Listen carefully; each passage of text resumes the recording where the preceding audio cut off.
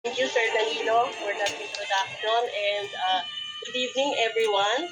My name is Virgie Muerto from Marikina City. I'm 59 years old.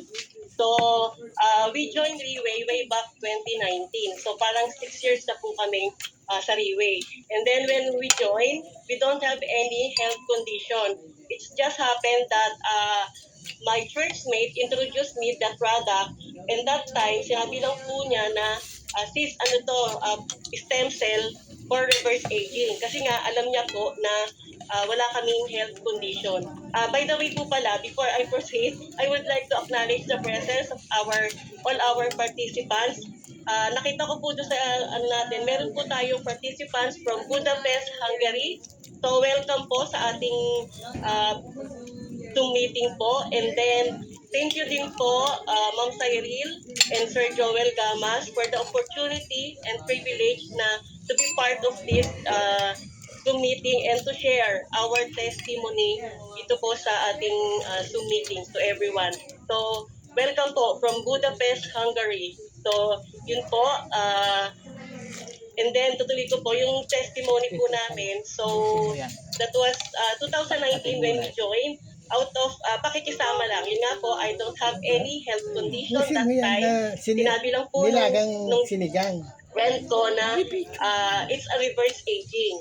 So, doon lang po ako na-convince because of the reverse aging. Kasi nga po, di ba, yung ating fourth-year stem cell, one of the benefit po talaga, pag nag-take ka nito, is yung reverse aging po. Salita niyo pa, itatapon ko pareho yan. Tuloy lang po kami nag-take with my husband. But then, yun nga po, comes 2023, because of the lifestyle only. Kasi nga po, syempre, we're taking stem cell, but then, 2023, my husband suffered a ruptured brain aneurysm. So, parang sasabihin nyo, why he suffered a ruptured brain aneurysm? The fact that we were taking fourth-year stem cell. Ladies and gentlemen, it's because of the lifestyle po. Yun lang po yung naging cause. Kasi nga po, as a real estate broker, most of the time po, nasa labas po kami. And then, doon po talaga kami nagdi-dinner. Lahat po, doon na kami halos kumakain. And then, yung pinaka-last po na, namin, before siyang nag-suffer ng ruptured brain aneurysm, nag-dinner lang po kami sa Robinson's Galleria.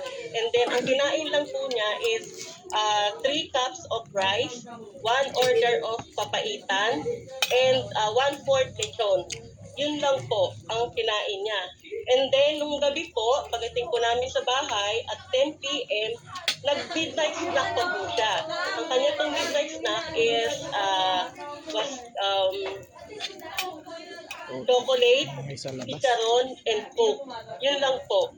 Yun lang po yung mga kinain niya before the attack. And then, come 10 p.m. po, bigla pong pag-akyat niya po sa taas, bigla na lang po siyang bumagsak. All of a sudden, without any symptoms. Pagbagsak po niya, bumula na po yung bibig niya and naihina po siya. Usually po, sabi ng mga doktor, pag ang tao daw po, gano'n na naihina, bumula na yung bibig, it's brain dead na daw po. So, what I did, dalawa na lang po kami sa bahay. We have 3 kids, but then they have their own families na po. So, ang nangyari po, since na thanks God, kasi meron akong stock na 4-year placenta that time.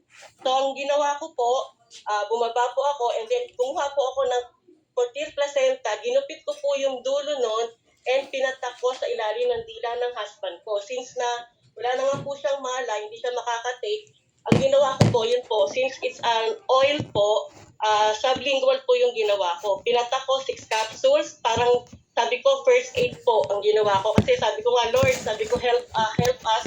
Anong gagawin namin? Dalawa lang kami dito, and I don't know what I'm going to do with my husband.